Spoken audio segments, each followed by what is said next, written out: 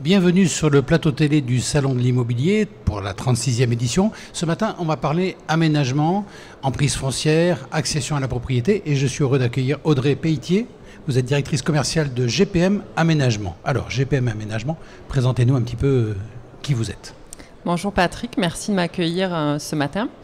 Donc GPM Aménagement, c'est une entreprise qui est basée à Montpellier. Nous sommes aménageurs lotisseurs depuis 1995. On travaille sur toute la région Occitanie, donc de Perpignan à Marseille. Et on a des opérations de lotissement ou de ZAC sur tout ce secteur. Donc justement, aménagement, c'est prendre des grands terrains et en faire des lots, c'est créer, mais c'est pas seulement, donc vous donnez ça après à des promoteurs ou des constructeurs, mais vous êtes chargé de tout ce qui est aménagement, environnement aussi. Alors pour imager, quand on demande à un enfant ce qu'on fait nous, on va vous raconter qu'on achète un champ et qu'on va le viabiliser, créer une route, amener l'eau, l'électricité, le téléphone, le découper et après vendre, alors pas forcément principalement aux promoteurs, mais plutôt aux particuliers, donc les primo-accédants qui vont acheter leur premier terrain pour faire construire leur première maison et qui vont après se tourner vers un constructeur ou vers des artisans pour réaliser la maison de leur rêve. Alors ça fait 7-8 ans que vous n'êtes pas venu au Salon de l'Immobilier, pourquoi tout d'un coup ce retour ? Pourquoi ce retour ? Parce qu'on est dans une situation où ça nous semblait justifié de venir, puisqu'on a une queue de programme qui a du mal à partir. Et c'était pertinent de venir au salon pour informer déjà tous nos partenaires, notamment les constructeurs, et essayer d'avoir des nouveaux prospects. Justement, donc vous cherchez plus du particulier, oui, qui vient vous rencontrer, qui vient avec, j'imagine, un budget peut-être un petit peu moins grand qu'avant, avec une peur de taux d'intérêt qui vont être plus élevés. Donc comment vous arrivez à jongler un petit peu avec tout ça ? La problématique effectivement actuelle, c'est le budget qui, avec les taux qui augmentent, le budget baisse, les enveloppes sont moins importantes qu'il y a quelques mois, d'où la difficulté puisque le prix de la construction avec la réglementation énergétique 2020 a bien augmenté, les prix des matériaux ont aussi considérablement augmenté, donc on se retrouve face à des gens qui, comme ce matin, j'avais des clients qui sont venus me rencontrer, qui ont perdu quasiment 100 000 euros de budget en l'espace d'un an et demi.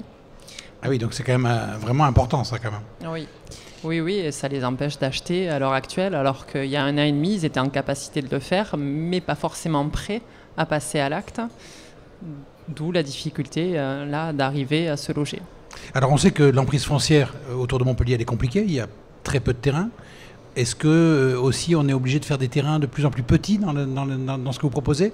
On est loin des terrains de 1000 m² qu'on faisait il y a peut-être 30 ans ? Alors déjà, les communes y sont moins favorables. Donc effectivement, on a diminué la taille de nos terrains.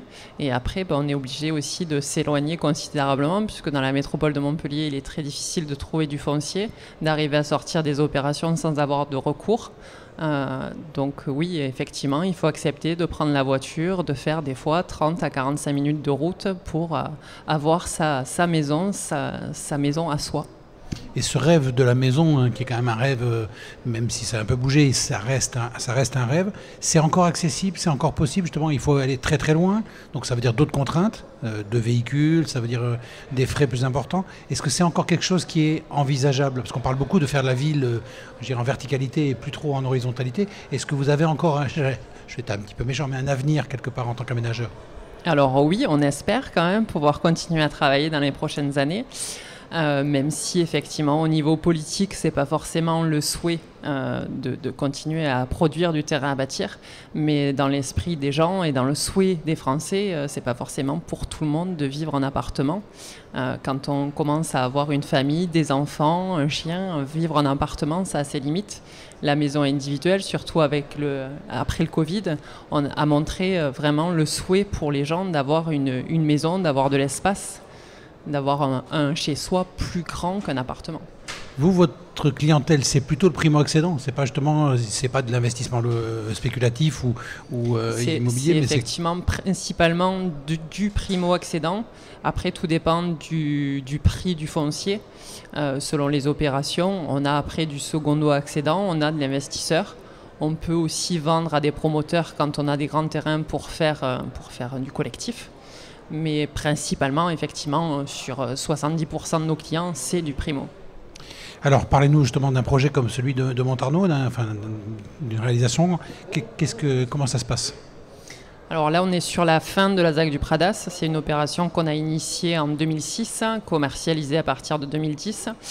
On a eu des difficultés puisqu'on nous a demandé de rythmer la commercialisation sur cette opération pour éviter d'avoir un afflux de population trop important, pour que la commune réussisse à absorber et à accueillir correctement tous ces nouveaux citoyens. Là, donc, on a une dizaine de lots à la vente avec une architecture bien spécifique puisqu'on est sur l'entrée de la commune. Donc, on vend un terrain mais avec une architecture imposée. Ça, c'est quand même une contrainte, j'imagine, qui est pas simple à gérer pour les gens, puisque souvent, quand les gens ils essaient de construire, ils ont envie de faire la maison de leurs rêves en bois ou en matériaux traditionnels. Là, vous leur mettez une contrainte de plus. Effectivement, c'est plus difficile, mais c'est un challenge qu'on aime relever. Après, effectivement, des fois, il y a des contraintes, et là, c'en est une. Mais ça permet aussi d'avoir un terrain proche de Montpellier, et à l'heure actuelle, il n'y a pas grand-chose dans des budgets à moins de 400 000 € aux alentours de Montpellier à l'heure actuelle. Pour avoir son terrain et sa maison, c'est très très rare. Oui, donc c'est quand même une belle opportunité. C'est des surfaces de quelle dimension à peu près? On est sur 350 mètres carrés de terrain. D'accord. Arborer un petit peu ou pas trop pour l'instant? Ce sera à eux de le faire. Ça sera à arborer. Voilà, donc c'est bien aussi. Et d'autres projets? Oui, alors on a lancé début de cette année une opération sur la commune de Marcillargues. On a une centaine de terrains à bâtir. Donc, belle opération. Donc, il y a de quoi venir vous voir pour trouver ce qu'on cherche, quoi. Oui, il faut venir nous rencontrer. On est là. Eh bien, merci beaucoup. Merci de ces éléments. Voilà, on vous souhaite une bonne journée. On se retrouve sur un autre plateau tout à l'heure. Merci.